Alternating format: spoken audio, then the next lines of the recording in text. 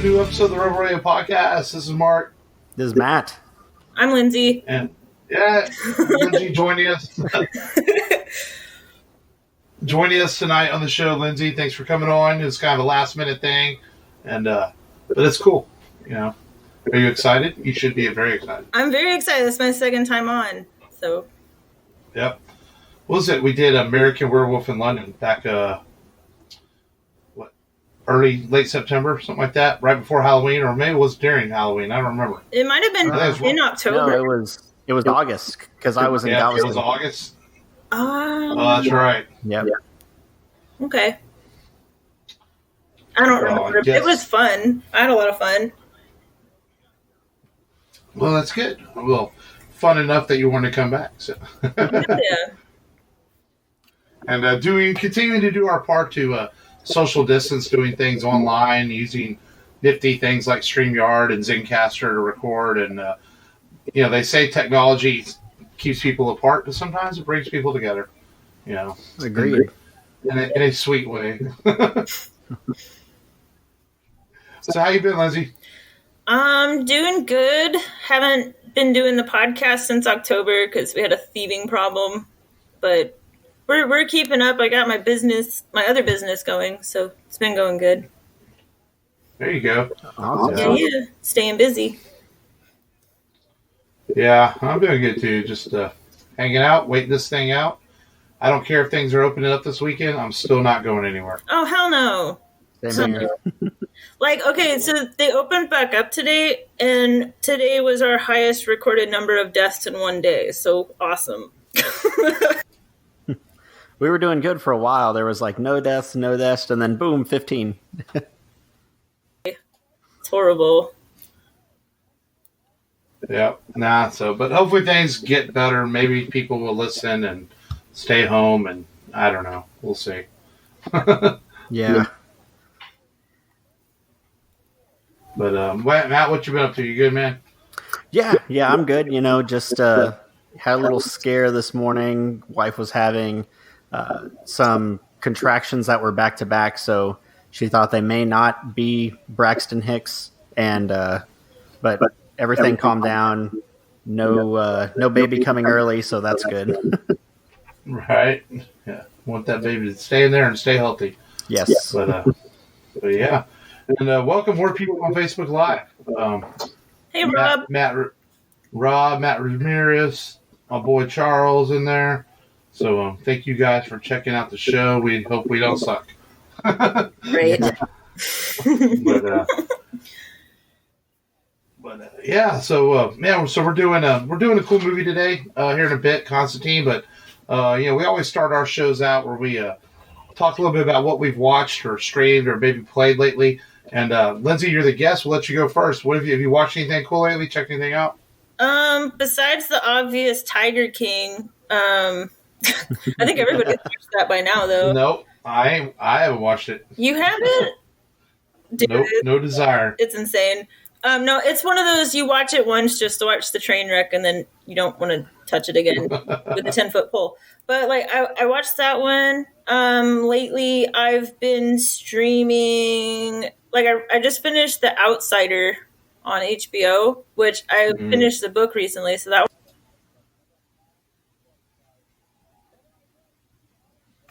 Yeah. Yeah. So, what are you doing with all your time? You're just slacking off in quarantine. You should be watching stuff. Not just kidding. Well, with my business, I've been busy with orders, so right. It's been pretty crazy. No, I see that. I see you've been very busy doing that. That's cool. Yeah. Matt, what about you, man? What have you checked out? I took advantage of a sale on Vudu, and in addition to downloading the movie in question today, Mask was on there, and I realized that I haven't owned Mask since it was on VHS, so I had to go ahead and pick that up. Haven't watched it yet, but did watch a couple more episodes of Firefly, so now I'm on episode 4, working my way through that. Vudu has that on sale still, I believe, for like $5 if anyone wants to check that out. Nathan Fillion, and then I don't know her actual actress name, but Deadpool's girlfriend. You know her name, Bianca. Yeah. Is it Bianca? No, it's her last name's like Baccaron or Baccaron. Like yeah. I can't think of her first name right now. I know what you're talking about though. I know faces. I'm really good with faces. I'm like that person from this place. But yeah, that's about it. In addition to trying to catch up on Clone Wars, Star Wars Clone Wars, if you haven't watched that, and that's about it. That's about it for me. Yeah, I've actually watched a lot of stuff this week. Then I guess I've got a lot to talk about.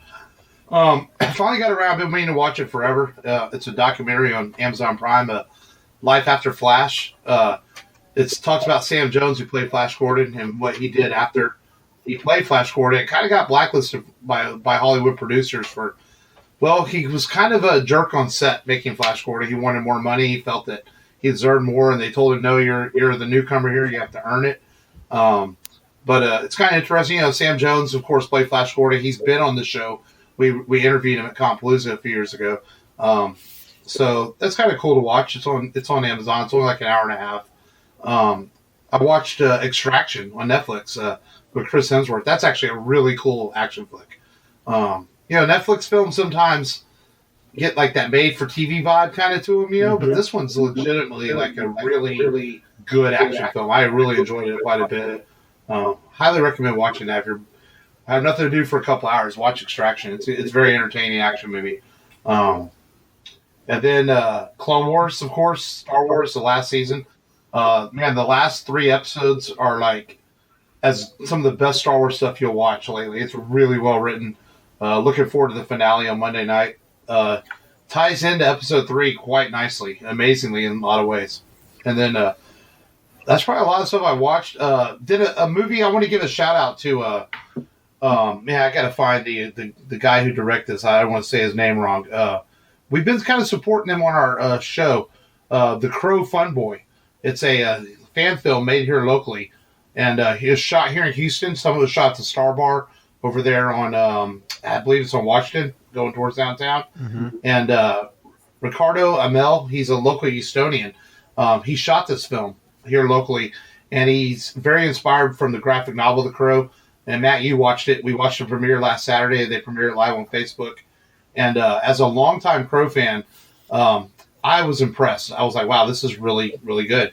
And it's he brought in actors, I guess, from outside of Houston. He put this project together. And it's about, 20 minutes, you'd say, Matt? 20-minute film? Yeah, or 20 so, minutes. 20 to 25 minutes. And it takes place in a small section from the Crow graphic novel. And it does a good job to respect the legacy of Brandon Lee and the legacy of the Crow in general. And I think it was really well done. And I told Richard, he sent me a message on Facebook thanking him for his support of his little fan film. And I said, no, you did a great job, man. I couldn't wait to kind of gush all over it on our episode and tell him how much as a longtime fan of the Crow that I appreciated it. And a lot of people think that you can't remake the Crow or you can't have your own vision of it because of respect for Brandon Lee. And you can never replace what Brandon did in that movie because it's remarkable. But I think there is room now, 25 years later, to give other people a chance to explore that world, No, that's fair. That's well, you watched it, Matt. What did you think? I thought it felt like The Crow. It was dark. I think the action was pretty good. Like you said, I think you said that's probably about as best you could film it. And for a fan film, the action's pretty good. And it felt like an extension of watching The Crow. Not the same, obviously, with all due respect to Brandon, but different. And definitely worth that 20-25 minutes. Had the Skull Cowboy in there, right? Mm-hmm. Yeah. So which was something they tried to do in the original film, and it didn't work out, so they were able to put it in this. But I have it linked on the Facebook, on our Facebook page. You can go on there and watch it. And so it's pretty cool, man. But go to the Rebel Radio Podcast and support. We got to support the local guys, too. And the fact that they're from Houston and they did a really cool fan film. And it's kind of cool seeing like a place like the Star Bar. Like I drove past that 100 times probably, and so it's kind of neat. So, But check that out if you're a fan of the Crow. And and I'd like to put something together and maybe try to get Richard on the show and get him on here to talk about his little fan film. So, have either of y'all seen Parasite yet? Not yet.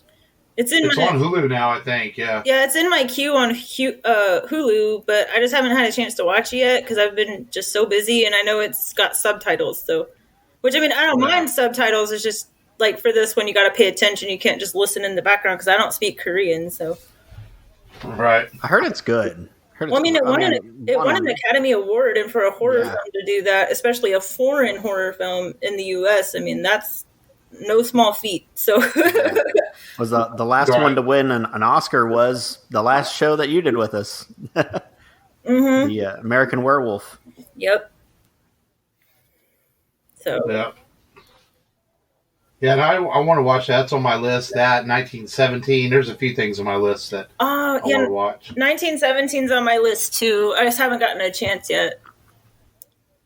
Yeah, and I don't want to watch everything too fast because with no movies in theaters, and I might run out of things to watch. Oh yeah, for sure. Well, no, there's a back catalog you could watch. You know, like we watched Strange Cargo not too long ago with what's his name. The guy who played Rhett Butler in Gone with the Wind. I forget his name. Oh, yeah. But no. That one was weirdly religious, but very good. Yeah. So. No, that was a joke. There's plenty to watch out there nowadays with streaming and everything. It'd be hard-pressed to run out of things to watch. You could find something. Oh, for sure. Yeah. And, like, my horror group that I run and admin and all that, like, we live stream movies in the Facebook group once a week if anyone's interested. It's called We Are Horrible, like HORRORBLE.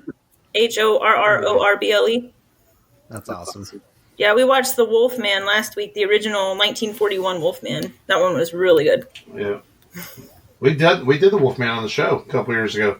Yeah. One of my favorite Universal horror movies. Oh yeah. It's my favorite besides Frankenstein obviously, but yeah. Yeah. No, that's yeah, I got to learn how to do that, how to put movies on Facebook like that. We'll have to talk about that later, how you do that. Yeah, I can show you. I had an idea on Star Wars Day on May 4th because on Monday night on May 4th we're doing a live Ask Us Anything on Star Wars Day. We're going to see how that goes. So people look out for that too on Monday night. Well, people that listen to this episode audio-wise are on Facebook Live will get this episode Monday morning. So if you're listening to this Monday morning, look for us Monday night to be doing a live Ask Us Anything on Star Wars Day. May the 4th be with you. So, because we're nerds like that. But well, let's get into today's episode then. Well, not today's episode. Today's feature film, which is a pretty decent comic book flick, I think, from in 2005. This is a pre-Marvel Cinematic Universe, pre-DC Cinematic Universe, any of that stuff. This is when there were just movies that were based on comics, shortly after Spider-Man and X-Men and all that. And Warner Brothers owns all the DC stuff, and they wanted to make a adult comic book-based film. And they chose to make a movie of the character of John Constantine. Originally, they were going to call the movie Hellblazer, but there was already Hellboy in theaters, so they're like, well, let's change the name to Constantine. And Matt, you want to summarize this movie? Yeah, so there's a game that is played between demons and angels, God and the devil, and the game involves the Spear of Destiny in this movie. That is how it starts out. You get a crash course on how to become a demon. It's the first scene. And we're introduced to John Constantine and what he does, and expelling demons, sending them back to where they belong, and then he comes across this plot where and get this right, the devil is trying to come onto Earth. The devil's son's supposed to come on Earth. And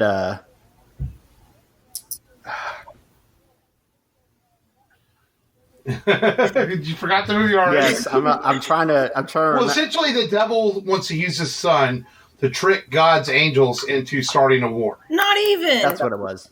Not even. Right. No, the devil's son is going behind his back to come onto Earth, and the devil doesn't know about it. Because when he figures it out, shit goes down. And then Gabriel is involved. Yes. Right? Yeah. Yes. Plot twist. As a double agent. So Gabriel, unbeknownst to Heaven or anyone else, is helping him accomplish this. And slowly they start kind of figuring it out as they go along. And then the big reveal at the end, and there's a girl whose twin sister at the beginning kills herself, and it turns out they're both psychic, and she helps Constantine on this whole adventure, and she ends up being a tool to help bring the devil's son to Earth and all that. And Constantine has the ever looming threat that he's going to hell when he dies because he killed himself at one point. And thank you, Lynsie. You're welcome. Got me out of that. Right, and then they did some things in the movie to change this to they Americanized it. John Constantine in the comics is British, and when the original script had him written as a Liverpool resident, and Warner Brothers just blocked that. They're like, no, we're not doing that. So they had to They basically just rewrote the script by making him a Californian, and it cast Keanu Reeves, and I remember at the time they took a lot of flack for it. Was Keanu miscast, and maybe based on the comics slightly, but I think he does okay with what he can in this movie, And okay, Waverly, 1 second. We have a cameo from Waverly there, and but I think though, sometimes you're going to make changes in these films to make them the way the studio wants them, and I think they did a good job. Yes, and so she just threw me all out there. Yeah, I mean they have a few comic book references in there.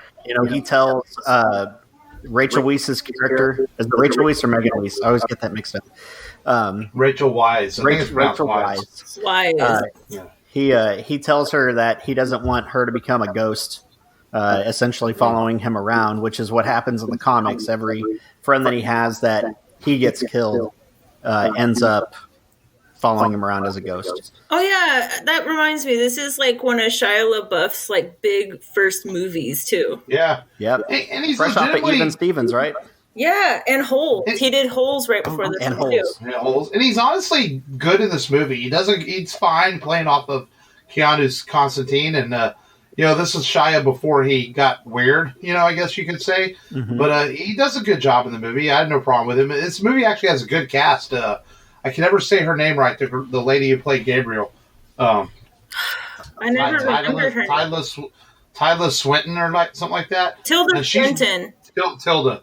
Yeah, she's really good. The ancient one. Yeah. Hey, Rachel Wise. Every movie she's in, she steals the show. Though honestly, I love her to death. This honestly has a very good cast. It had a decent budget. The special effects are good. They do the typical, let's shoot some things in the dark so the CGI doesn't show as much, but it works for this movie because it's a darker film anyway. There's a lot of stuff that was cut from this film that could have explained things more. Like Father Hennessy, his whole role was extremely cut in this film. So some of his things, he just sort of shows up and he knows Constantine at the beginning, then he gets killed, and there's a lot of, his plot thread is kind of not all put together well. And that was just due to the studio wanting the movie to stay at 2 hours. But, you can forgive it for that. Something like Keanu, when he uses for Constantine, I should say, he pulls out the shard and wraps around his hand to make the demons go away. There was a whole scene that was deleted that was explained that was a piece of Moses' robe. So there's some things like that don't make sense in the film because of deleted scenes, but I guess it's forgiven because the film holds it together enough. Right. And the actor who plays Father Hennessy, Pruitt Taylor Vince, he's one of those actors, he always has these really small roles, but he makes it bigger by the way he acts it. And I would have liked to have seen more of him in this movie, but that's just me. Yeah. And I mean, I know I've never read the comics, so I can't say too much on that part, but just as a moviegoer, I think they could have expanded that role a lot better. Yeah. Yeah, and then you have Q. He has his own version of Q. Mm-hmm. Right. Then they had Papa Midnight, who's usually one of the main bad guys in Constantine. It's kind of a sub character in this who actually helps Constantine at the end of the film, begrudgingly, because you can tell there's a history there between Papa Midnight and Constantine, but it's not explored like it is in the comics. And I remember when this came out, fans of the comic, that was one of the things they didn't like. They were like, "Oh, you can't, Papa Midnight's one of his main bad guys. He's not supposed to be just this sideline character." But again, I don't know, studio choices, I suppose. Yeah, they almost treat him like he's convenient to progress the story or get him where he needs to be. I always thought that was kind of weird because his character seemed interesting enough. So again, as someone who's only seen the movie, like, I really wish they would have delved more into that character too. You're spot on. I mean, every movie around this era has a character that has a very small role that they introduce into the beginning, and then all of a sudden has the answers to everything at the end. Yep. And then if we proceed to do what Hollywood does a lot, and some lazy writing, and then Keanu has a vision that tells him what's going to go on and everything, and all the intricacies of it. So, to your point, you're right. Yeah. Commonly used. Can we talk about Peter Stormare as Lucifer? Oh, heck yeah. Yeah. Hell yes, I loved him. He was amazing. Just the Very right amount of cocky, just the right amount of ominous, just the right amount of no fucks. Little hammish. Yeah. Yeah, a little hammy in parts and stuff, and and I can't. Lucifer is a character you would think would be, so it works. Like, it doesn't take away from the film at all. Yeah, and then what's funny is they had talked about it one time. Mel Gibson actually auditioned for the role of John Constantine and didn't get it, and they talked about Mel Gibson playing the devil instead and all this, but then he watched this and it worked out, and I kind of like the fact that this movie has an underlying dark humor to it. Like when the devil shows up, he has like this hammy side to him, or when Constantine's being taken to heaven, he flips off the devil. Yeah. And that's very much the books apparently are. I haven't read the books either, but apparently they're very much like that. Just this really dark underlying sense of humor throughout the whole movie. Well, I mean, if Mel Gibson would have been in it, I feel like this movie would not have been nearly as good. Like, I'm glad he kept completely away from it in the end. Right.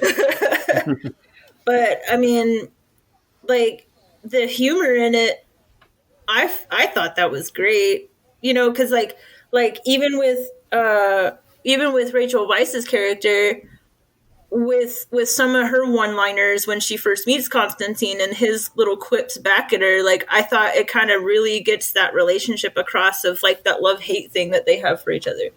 Yeah.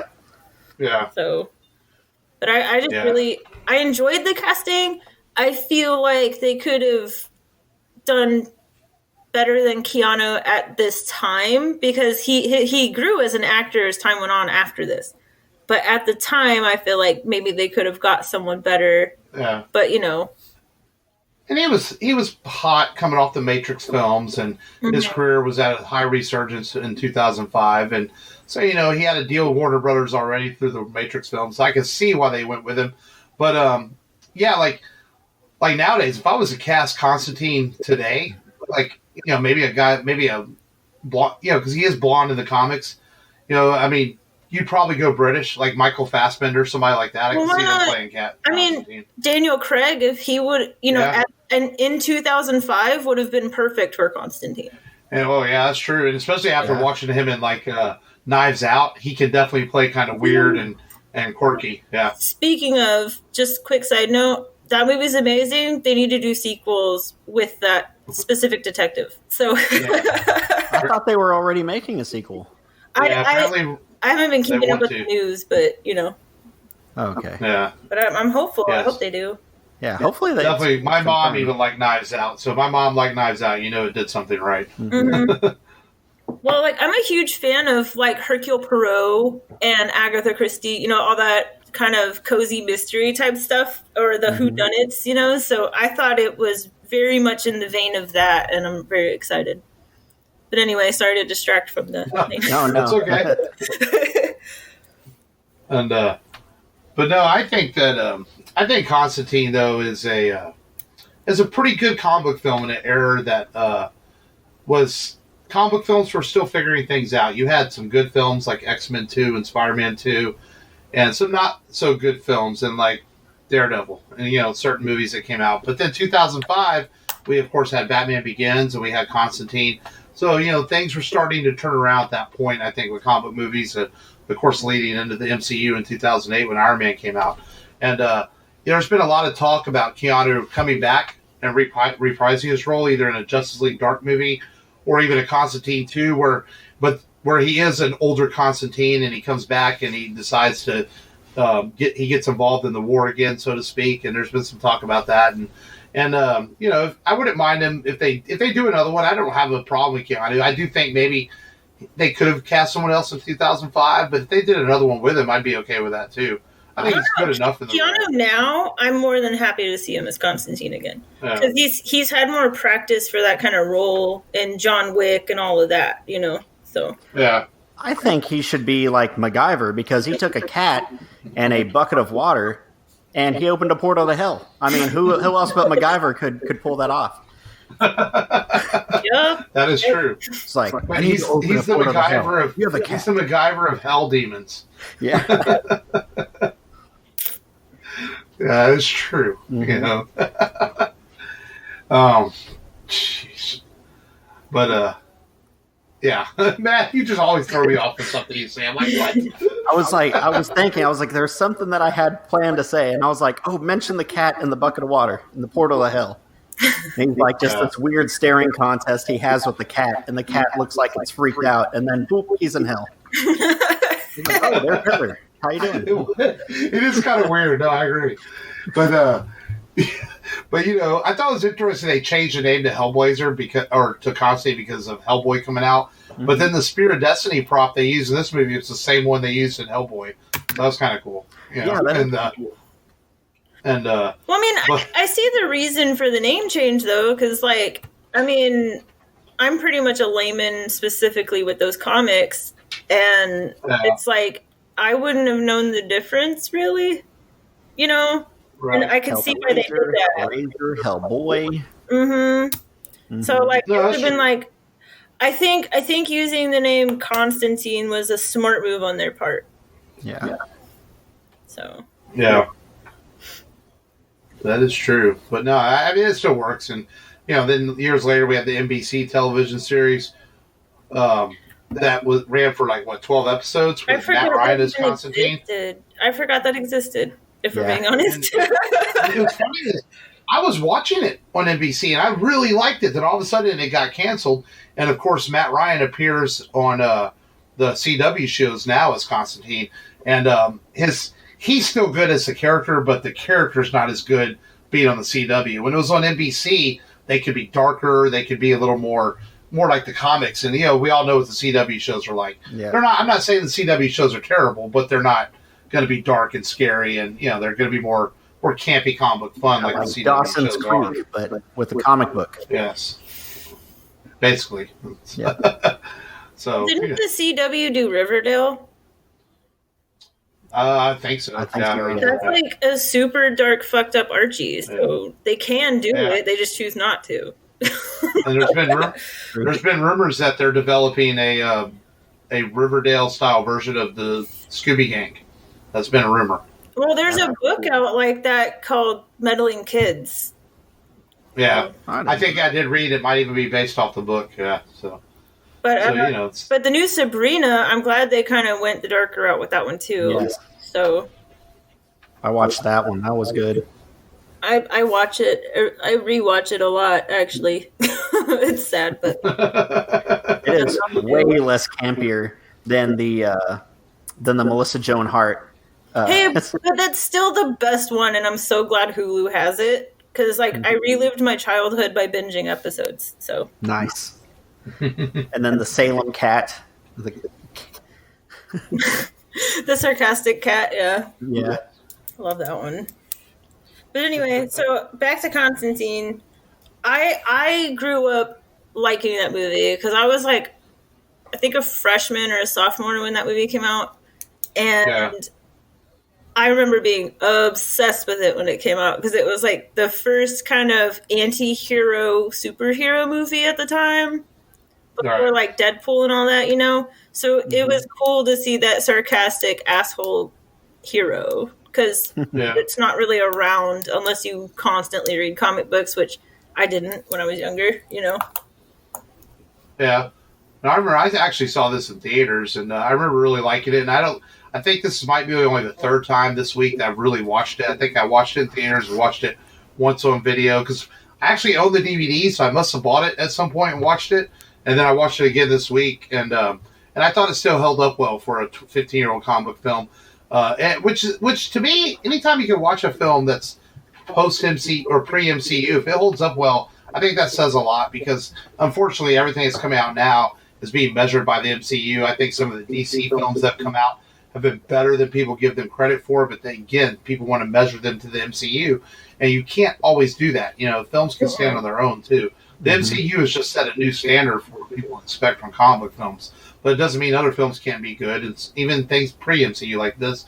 Constantine is good. I mean, I know I mentioned Daredevil earlier as being a not very good comic book film. There's legitimately parts of that movie that I like because as a Daredevil fan, there's some things in that they actually get right, you know, and that they didn't even do in the television series the same way, you know. So there are some things I like in it, but it's just different eras we in. You know, it's interesting to watch these early comic book films and then watch the stuff now, you know. Well, like it's also like they're trying to make these comic books into movies. And it's like sometimes the stories just don't translate well like they do in the comic books, you know? And it's almost impossible to make a movie. And then you've got, like you said, you've got people comparing it to these really well done movies. And it's just, you can't do that, you know? Yeah. That's true. And, you know, and this was a character that was created by Alan Moore, who created him in Swamp Thing originally before he went on his own. And Alan Moore, of course, is notorious for not liking any movie or film or television show based on his characters. He refuses to watch them. He's had directors that have even sent him free copies, and apparently he just sends them back, or he sends them a note saying, I threw it in the trash. He's kind of an asshole. Wow. You know, of course, he wrote The Watchmen, he wrote From Hell, he wrote V for Vendetta, and he won't watch any of the stuff. And he created Constantine, and he won't watch it. But you know, when I say that, though, is, well, thank you, Alan Moore, at least for giving us some really cool characters that we can make movies out of. And you don't have to watch them. If we're on that note, like From Hell, I feel like that movie could do a remake. Yeah, honestly. that wasn't one of the better Alan Moore adaptions. That movie was kind of it was all right, you know. But most of the stuff, like I like V for Vendetta, and I thought Watchmen was good, you know. And I like this movie, and you know. And even though he never really wrote Hellblazer comics, he just created the character of John Constantine. So, well, I mean, like we when we bought our copies of Constantine, Watchmen, and V for Vendetta, it came in like a 3-pack. But like, I didn't realize those were all by the same person. That shows how much I know. So, but you know, they're all really good. I like all of them a lot, you know, and that man has brought a lot of characters to people that we really needed because we can't all be goody two-shoes, you know? Yeah. Yeah. But he did good about creating like the everyman's anti-hero, like who's struggling for social change, and like what is good and bad, and where's the middle ground, and how can we, you know, blur that middle ground as much as possible, you know?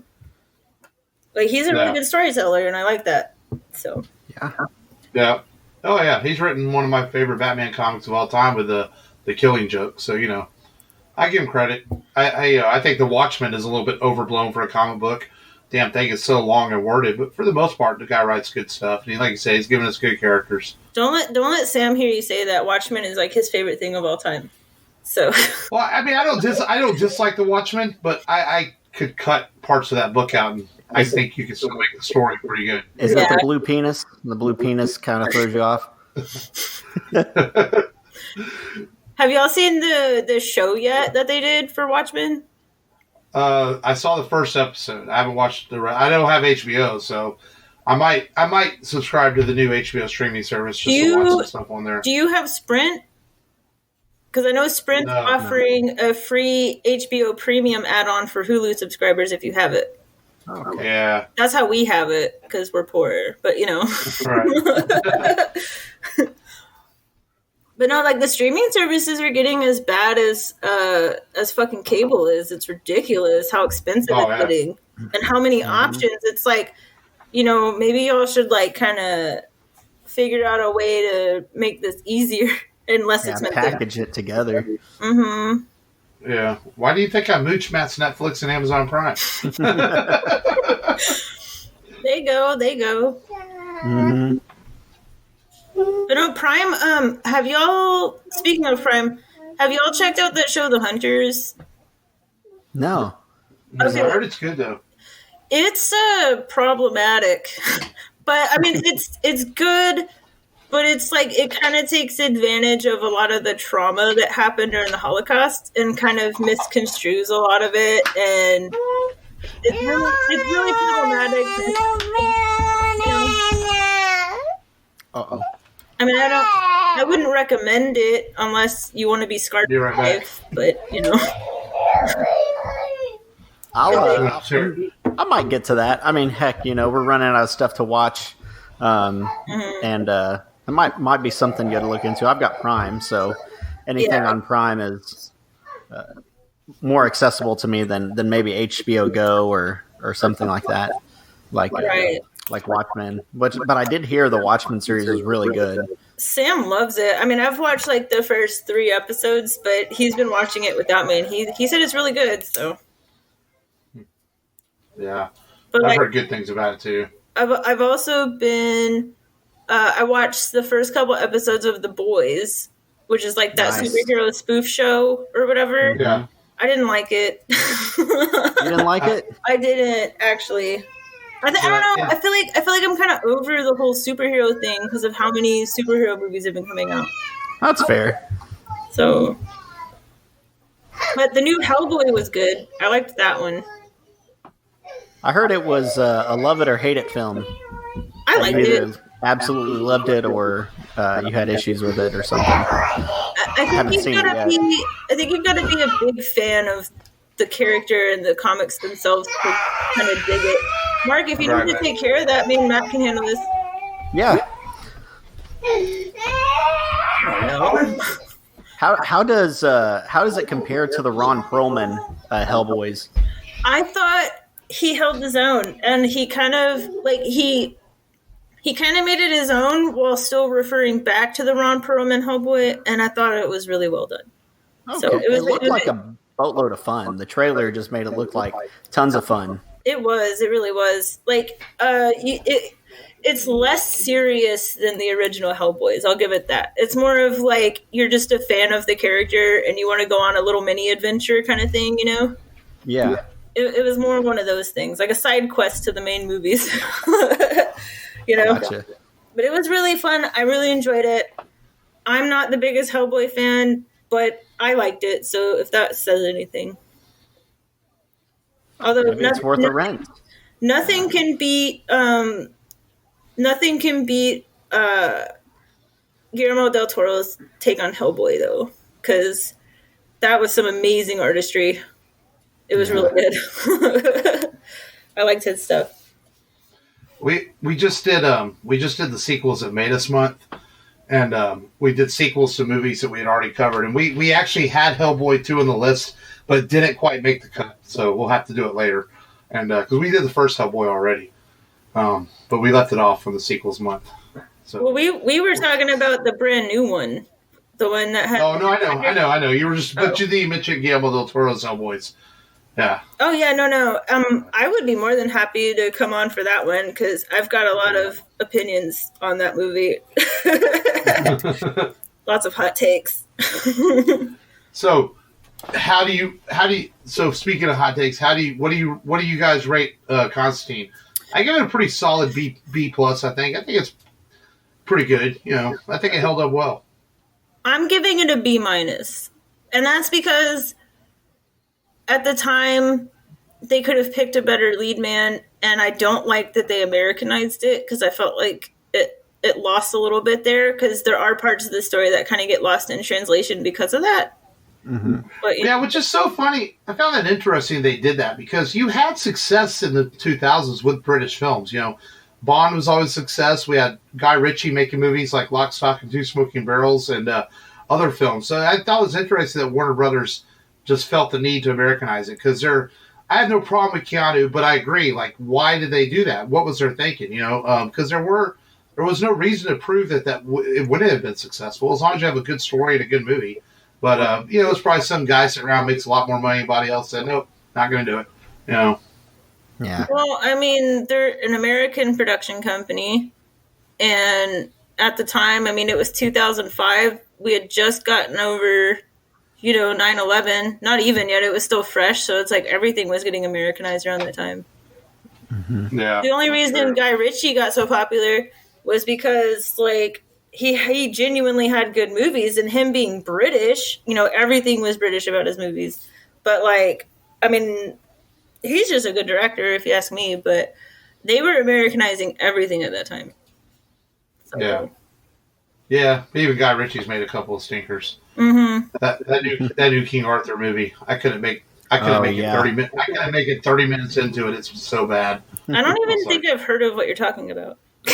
Yeah, he did a King Arthur movie last year with Charlie Hunnam in it, and I was like, okay, Guy Ritchie, Charlie Hunnam, this has to be watchable. No, I couldn't make it 30 minutes. It's weird. He like did some weird thing with the cameras, and I don't know if you've seen any of it, Matt, but it just wasn't very good. No. Did he Blair Witch the camera? No, it wasn't like that. It was like fast movement and all that. I don't know. I didn't like it very much at all, so I didn't even finish it. I'm like, no, I'm not watching this. What movie are you talking about? I didn't even know they put a King Arthur movie out. Yeah, Guy Ritchie did a King Arthur movie. He didn't give a lot of advertisements for that. It didn't do well in theaters at all. Obviously, because it's shitty enough I haven't heard of it, so. Yeah. Don't worry, you didn't miss anything. Good. Okay. Because usually I'm like into that kind of shit, because like Netflix put out that show The King or whatever, and it's all about that one kid who's like, he like fights for his role as king, and he's like the younger brother or something, but he ends up getting it, and he's just like ruthless, you know? I don't know. It's just called The King, but it was really good. Y'all should check it out. Let me see if I can find it. Let's see. Yeah, and I think I know what you're talking about. It just came out with the new season, I believe. Yeah. It came out, it's a movie, and it came out like last year on Netflix. Oh, okay. So it got, hold on. Let me see. It's got a couple famous people in it, though. It's got Timothy Chalamet as King Henry V, Robert Pattinson as the Dauphin. Let's see, it's got a couple other people. Ben Mendelsohn's in it. Sean Harris is in it. I mean, it's got a couple really good people in there. Okay. Yeah, Mendelsohn's always really good. Mm-hmm. So. But seeing Robert Pattinson try to speak French is always a treat. So, but it's really good. Me and Sam both really enjoyed that film, and it's very gory, very bloody, very dirty, and just awesome. Very well acted, very well cast. So, yeah, I suggest that one for sure. Check it out. Anyway, Matt, did you rank Constantine, Matt? No, but I'm right in the middle of you guys. It's a B for me. Not B-, not B+, but I think it's a solid film. Has a couple issues, maybe some lazy writing, maybe some better casting. I didn't know it was lazy writing. I think it was in the editing room. I felt like this movie needed about either maybe a few parts be shorter, but then maybe 10 or 15 minutes to explain a few more things. So I think it was more the editing room that was so much lazy writing. You know, that's when I was watching. That's what I was thinking anyway. You know, just maybe they edited this a little bit too close to cut a few things out that should have been left in, and maybe left some things in that could have been cut out. I agree with you, Mark. But like the main character casting is why it gets a minus from me. So, but the rest of the movie was cast brilliantly. So, yeah. You know, well, fair enough. Well, yep. So, let's do some news then. As news, you know, for a few weeks there, things slowed down completely, and nothing was happening. But now news is starting to hit. Things are coming back out. We were just talking about HBO. Apparently, Matt, you're a big fan of the Hellraiser movies, and HBO is apparently developing a Hellraiser television series. So, Yes. If HBO wants to develop it, it doesn't mean it's going to happen. They ordered a Game of Thrones prequel that ended up not happening. They filmed the pilot, and apparently it's not going to happen. Good. So it's not a guarantee, but we could be getting a Hellraiser TV show on HBO. I'm excited for that because you know me in horror, but I'm so stoked for fucking Hellraiser. Like it's gonna be. I'm just excited, and yeah, that's gonna be. I know I didn't catch you last time you were on the show, Lynsie, but I proposed to my wife during Hellraiser. Oh, nice! That's awesome. I thought so. She was like, "No, I wanted to walk on the river walk." She hates us. She hates that story, Matt. Let's just be honest. She does. She does hate that story. She just like baseball. I see you tell it while she's rolling her eyes. Yes. Everyone else is like, "Oh, that's cool," and she's just like, "No, it's not." No, like I'm just a huge fan of Clive Barker because he's like a gay guy who is just gory and fucked up in the head, and it's awesome, and his books are amazing. So it's nice to see his work on the screen, and I'm so glad they're finally expanding it some. So yeah. There's only two things that I've been really kind of upset about during this whole movie delay thing. And one of those is Top Gun being delayed till Christmas because I was looking forward to that. And now I find out today that I have to wait till 2022 to find out if John Wick is going to survive. So we have some Keanu Reeves news here as they announced today they're going to push the movie back a year because of situations with getting filming starting on John Wick 4 because the Matrix film, Matrix 4, got pushed back, which means Keanu can't get John Wick made in time. So they pushed it back a whole year. So I'm a little disappointed in that one because, have you seen Part 3 yet, Lynsie? Which one? I'm sorry. John Wick?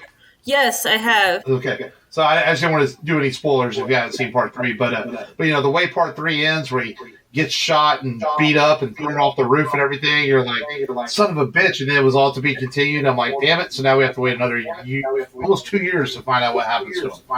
So that's not. Oh no, that's not good. So another COVID-19 casualty as we have to wait a little bit longer to see John Wick 4. But oh well. What do you do? This is finding some cool news. Speaking go ahead. Speaking of casualties, the guy who played Ted on Scrubs died. He was 50-something. I saw that on the news today. I don't watch Scrubs, so I've seen the guy's face. I just wasn't familiar with who he was. But yeah, I saw that today. And there's been a couple. Ifrin Khan, if I'm saying his name right, passed away this week too. Indian actor who's was in Jurassic World and Life of Pi. Always really good on screen. Slumdog Millionaire. And so yeah, he was passed away this week too. Oh no! I mean, but I grew up watching Scrubs, and that's one of my favorite shows. And Ted was a John character. C. McGinley. Yeah. John C. McGinley. Yeah. I really enjoyed his character, and it breaks my heart because it's almost like losing a childhood friend, because I grew up with him. So. No. Oh, I have a question. Are y'all excited for the new Candyman? Because I am stoked. I've been rewatching Candyman 50 times in the last couple months. I am so ready. I'm not as stoked as y'all because I was terrified when I met Tony Todd in person. I was afraid he was really going to be really scary, but he was like a big teddy bear. But he was still frightening. But yeah, I met Tony Todd once several years ago. He was actually very kind, even though he was scary on screen. Yeah. Well, I like how Jordan Peele didn't direct the new Candyman. He just helped produce it. I like how, with Us, they kind of made I Got Five on It really creepy. The song for the trailer. Yeah. Okay, so for Candyman's trailer, they did Destiny Child Say My Name in a creepy way for Candyman, which I thought was amazing. I love it. I'm so excited. Candyman's one of my favorite movies. I think I watched it maybe a month and a half ago to refresh myself, and I had forgotten that the girl, that the reporter becomes like her own Candyman, I guess. And that was something that I had forgotten. I just remember Candyman killing in the beginning, and then the whole voodoo lore of him that they discover in like one of the wards, and then she keeps blacking out and then killing people and then coming to, and then it's like, no, I didn't kill him, it was Candyman. But it was Candyman. That was the thing. Yeah. Thanks, guys. I'm not going to sleep good tonight now. No, have you seen the Candyman 2, like City of Souls or whatever the fuck it's called? I think I remember that one. Is that the one where they actually show him where they get eaten by bees? Yeah, it shows his backstory and like why he keeps chasing after certain people. And it's on Netflix, I believe. And it is very, very good. I'd never seen it before, and I finally gave it a shot. And I would say it's on par with the original. It's pretty damn good. Yeah, there was a time whenever they were showing. It was like I always reference UPN 20 because on just regular TV, and they would stream like House 2. You'd see some of the Friday the 13th movies, and then Candyman would also be thrown in there, and they would always show them late at night. And I remember seeing it, but yeah, it's been a while though. I just remember the backstory, and then him just getting eaten by bees, and a lot of like back streets kind of cinematography. We have to watch it again. Yeah, no, I suggest it. I mean, like I said, I've been rewatching just a lot of my favorite movies for the last couple months or so. I haven't really been watching anything new because I'm going more for like my comfort food movies, you know. Yeah. So, but I'm gonna watch Parasite one of these days. Yeah. We'll get to it. Josh Cooley, who directed Toy Story 4, which was really good, is making a Transformers animated film, Generation 1 style. This is cool. I love Transformers. Long, who's on the show today, he loves Transformers too. And I always feel like Transformers works best as animation. I'm not going to knock the Michael Bay films; they are what they are. But it's a good idea to do Transformers in an animated style for a new movie, for a new generation. Oh, hell yeah. Like, I mean, I grew up watching animated Transformers, and I remember it being such a trip to see it, it was CG, but, like, real life, Right. And I honestly, like, I'm not a huge fan of Michael Bay because his camera work is always just so fast, it gives me a headache, but I'm excited to go back to the original, like, animation for these characters. It'll be really fun. And I'm excited to see who they cast for the characters, too. Yeah, and it feels like it's a good hand because Josh Cooley, Toy Story 4 was really, really good. So you feels like it's a good hands with him to direct a live action or an animated Transformers movie, I should say. Mm-hmm. Yeah, if they do not cast Mark Hamill as Starscream, I'm gonna cry because that would be perfect. Because he does so well as Joker, he'd be great for Starscream. As long as you have Peter Cullen doing Optimus Prime. Oh, that man's gonna do Optimus Prime until he goes to his reward. So. Yeah, and Mark Wahlberg singing the touch like he did in Boogie Nights. Mm-hmm. No, Mark. No. No prosthetics. Okay, no prosthetics. If you cast Mark Wahlberg in a Transformers movie, which character would he be? Like Autobot. But technically, he was already in a Transformers movie. No, I'm talking about an Autobot or a Transformer or Decepticon. Sorry. Make him Wheeljack or one of the soldier cars or something. I don't know. Why not one of the like annoying little robots, like the little one? Hot shot. Yeah, there you go. Yeah.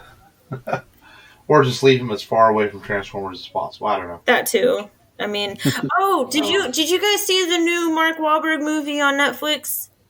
No, I've heard it's okay. I haven't watched it yet, but I've heard it's like, Okay, so like every stereotype of Mark Wahlberg being a Boston cop is in that movie, and it's so well done that it's like worth the watch. I suggest it. I definitely recommend that. Well, hasn't he played a Boston cop now, like in 3 straight films? Because he was in the Patriots Day. That's the one about the bombing marathon, and then was I watched part of it. Was it 22 Mile or whatever? Was he a Boston cop in that? I don't know.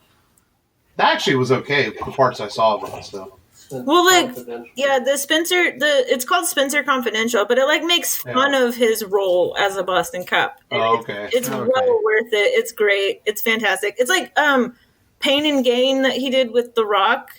Oh, it's yeah. kind of funny. It's great. It's great. Yeah, I might have to watch it one day. One day, I don't have time. Right. Time? What is that? The last bit of news I have it's been all over the news this week. AMC Theaters is saying they're not going to show Universal Pictures films anymore because of the fact that Universal sent Trolls World Tour direct to video on demand and broke their contract with the theater chains amidst the COVID-19 outbreak. So now Regal Theaters has joined in too, and this affects Universal. Hasn't really said anything because they have another Fast and Furious movie coming out, another Jurassic Park movie coming out. I guess they feel there's enough theater chains out there that can still distribute their movies. But I think the bigger question is COVID-19 and theater chains and movies distributors, is this going to change their outlook on doing more video on demand? Because, the more I think about it, if I take the kids to the movies, I'm spending $20-25 plus drinks and stuff. It's not such a bad idea to put movies out for $20 and let me rent them for a couple of days.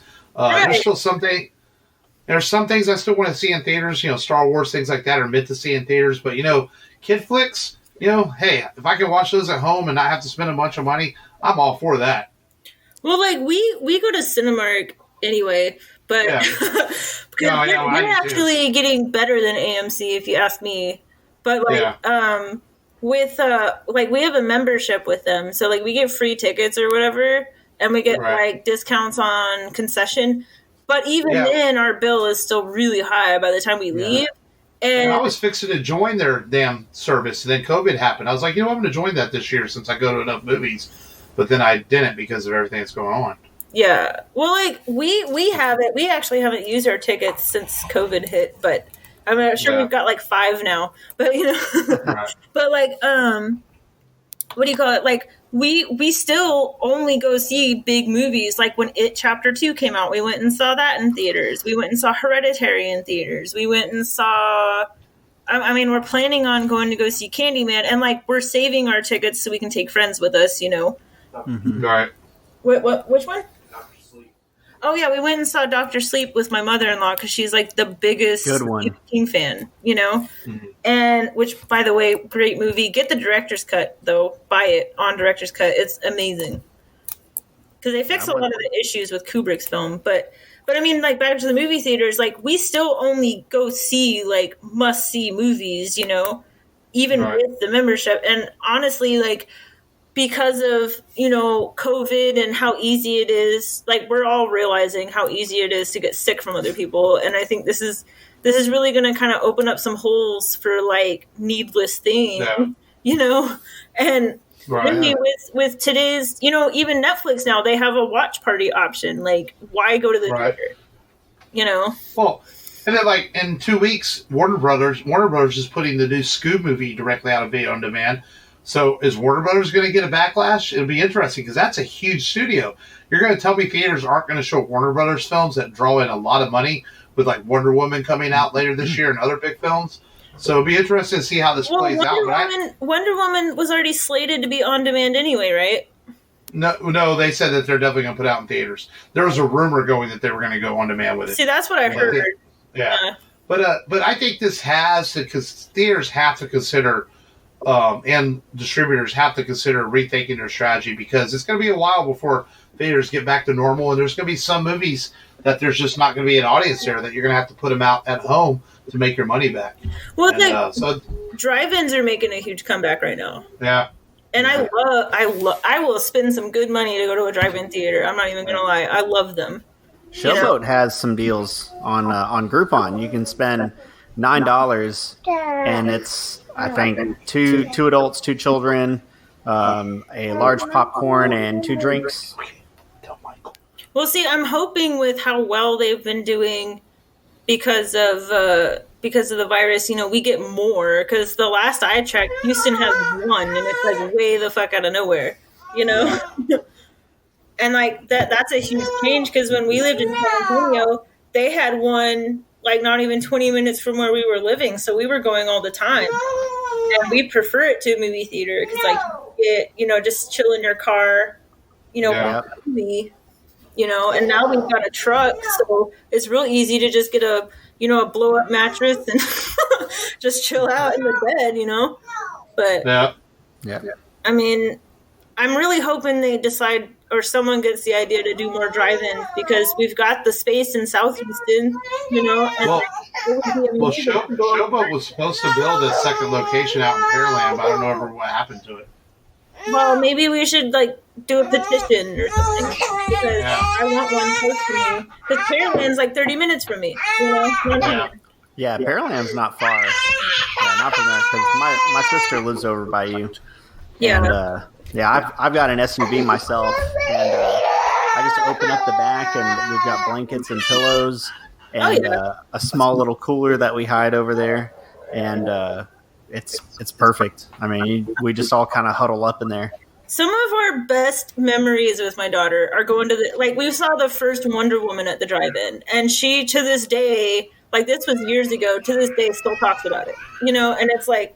It really is one of those must-have movie experiences in your lifetime. Yeah. I love it. So, yeah, it's very, I guess, intimate. You're very close, and you can kind of your kids always snuggle up with their mom, and and everything. So, and then even to go with friends, you just park next to each other and you're right there, so you still got the movie theater experience because they've got the concession stand, and if the kids get bored, just send them over to the playground, no big issue. You know what I'm saying? And most of them are double features too, so if you can stay up, you can two for the price of one. Mm-hmm. I remember when I was a kid, we lived in Tacoma, and we went to the drive-in, and we watched the original Hunchback of Notre Dame, the Disney one, the first one, when that one first came out, and then we watched Patch Adams directly after that, and it was such a good time. Nice. Patch Adams. Mm-hmm. I miss Robin Williams. I do too. It's so sad. What's your favorite Robin Williams film? Non-animated. Non-animated? Oh, man. Jumanji? Yes. Because that was a big cornerstone of my childhood. So it's definitely between Jumanji and Jack for me. I just think in Jack he just had one of the funniest jokes I've ever heard. He's like, "Do you have Zachley's disease? It's when your mouth smells exactly like your butt." I just thought it was very funny juvenile humor right there. So. Oh yeah, for sure. Yeah. But now I remember I'm 30. We went to see that movie when I was 6 or 7, and I still remember that perfectly because it was a drive-in movie. I can't remember all the times I've been to the theater. Who cares, Yep. Wonder Woman was amazing in the drive-thru. In Hunchback of Notre Dame, the animation was so good on that kind of screen. It was just really cool. I really hope they build more around here. So. I agree. Because going to the theater sucks. Honestly, it really does. Because the floor's sticky. It's expensive. You have to keep your kid perfectly quiet, which is impossible. It's no fun. It's no fun. No, impossible. No kidding. I think I realized that tonight. Yeah. She's just fighting going to sleep. Oh, it's understandable. No one's mad about that. So. Yeah. No one is mad. But that was all the news I had, was the Universal fiasco with the theaters. And, honestly, can you fault them, though? Is there a way they could get their lawyers on that or something? Because that's not... Oh, I'm sure. That's not fair. They need to make their money, too. And there's a fucking pandemic. Like, of course they're gonna put it on demand. Yeah. There should be like a clause saying like an act of God or something, you know? I think it's going to be interesting to see if Warner Brothers gets backlash from the Scoob movie and see where it goes from there. And then if there's any other movies that decide to go straight to demand and see how this plays out over the next few months. Because right now there's no major release scheduled in theaters until I think Warner Brothers Tenet. I think they haven't moved Tenet yet from the June 21st release schedule. That's like the next major film that's coming out. Everything else is moved dates, so we'll see what happens. You know, and see if anybody else decides to put out their movie early. So, I have one more movie to recommend though before we close. So, like, I recently watched Mary, Queen of Scots, like the new one that they just put out, and it's the one with what's her name? She was Harley Quinn. Oh, Margot Robbie? Yeah, she plays Queen Elizabeth in this one. And let me tell you, that movie was so well done and well acted, and it's definitely worth it if you like historical period pieces. Yeah. So. Yeah. I think I heard about that with her. Yeah, she's good. I still need to watch Birds of Prey. I'm going to watch it eventually. Wait, which one? Birds of Prey with Harley Quinn. I haven't watched it yet. Yeah, I need to. But they somehow managed to make Margot Robbie ugly in Mary, Queen of Scots, which was a hard feat because she's very pretty. Yeah. Yeah, how do you do that? I don't know. Yeah. They did a good job, though. I didn't recognize her until like halfway through the movie. Like, it was crazy. And I'm a huge fan of hers, so they did pretty good. Yeah. Well, let's preview next week's film as we continue our countdown towards episode 200. We're only about 3 or 4 weeks away from that. Hard to believe, man. We're almost to 200 episodes. It's been a crazy ride.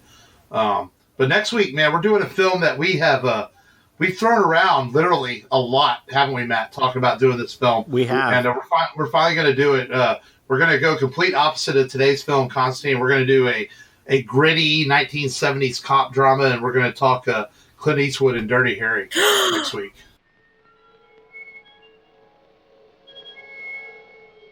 This is about a movie about a couple of killers. Harry Callahan. And a homicidal maniac. The one with the badge is Harry. Halt!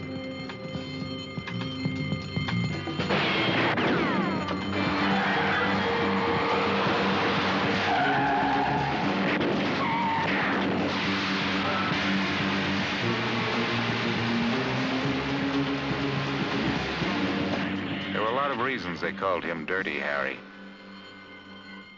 And he kept inventing new ones.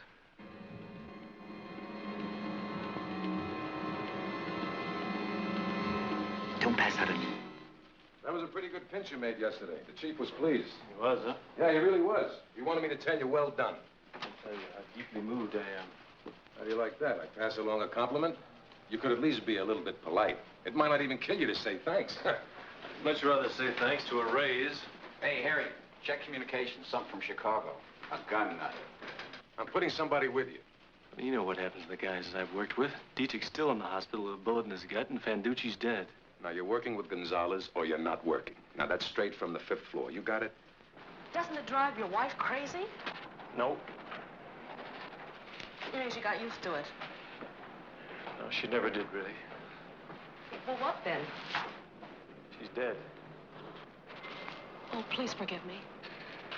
She was driving home late one night, and a drunk crossed the center line. There's no reason for it, really.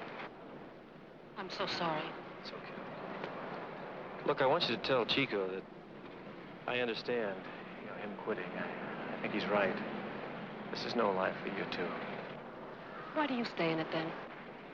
I don't know. I really don't. Send Inspector Callahan in.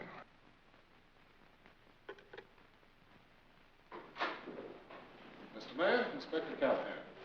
All right. Let's have it. Have what? Your report. What have you been doing? Oh, well, for the past 3/4 of an hour, I've been sitting on Sam in your outer office, waiting on you.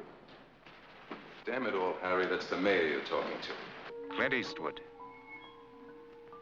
Detective Harry Callahan.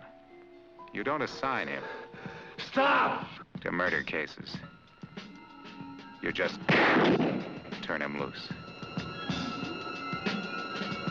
Now, what the hell is he doing up there? I love that movie. That was a great reaction. It's on Netflix right now for anybody who wants to do a watch along with us to get ready for next week's episode. And hey, if Long bails, I'll join, depending on the recording date. So and more the merrier. Yeah, we almost always record Friday nights, and but yeah. So we're gonna talk Dirty Harry next week. It's been a while since I've watched this film, so I don't have a lot to say about it right now, but we all know it's got the iconic lines in it, an iconic weapon, and it's not necessarily the movie that made Clint Eastwood, because he was already a star at this point, but it's maybe the movie that brought him into a new era after doing all his westerns. That might be a good, fair thing to say about it. You know what? And on that line, like, I'm so proud of his son. His son has been doing some pretty good stuff. Oh, and, okay, this is getting old, I know, but I watched a movie with Patrick Schwarzenegger in it that was actually really fucking good. What movie? I read something about that somewhere that he was called really Daniel. It's called Daniel Isn't Real, and it's on Shudder. But it's so fantastic. It was really good. I didn't even realize it was him at first. It was really well done, and I didn't know his son could act, but he can apparently. So. I've already said a couple of times I think Scott Eastwood would be a great replacement for Hugh Jackman as Wolverine. Oh, hell yeah! I've said that a couple of times. I think like he just has the look. I think he could do it. You know. Oh, I'm down for that, man. I'd love to see him in some more serious stuff. Yeah. Like I really want to see Scott Eastman in like a dirty, gritty movie like his dad. Maybe a little more like serious drama, but like the same kind of feel that his dad's movies had, and see how he does. Because I could really see him doing well. Yeah, he's good. He's got the chops, and what's cool about him is he earned it. He did not. I saw somewhere where Clint did not, push him to a studio or anything like that. He made him go out there and earn it himself. I'm sure his name helped a little bit, but Yeah. Well, I'm sure with Patrick Schwarzenegger too, but like this was an indie movie that he did because it's a Shudder film, I think, and they scooped him up and they did a great job casting him. So I mean, I'm excited to see more of him. So yeah.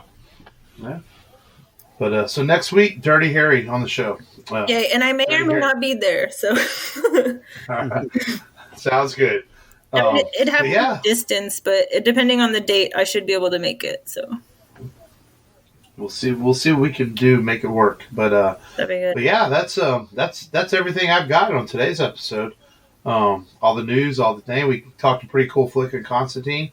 Thank you for coming and hanging out with us, Lynsie. We appreciate it. Not a problem. I always have such fun coming on with you guys.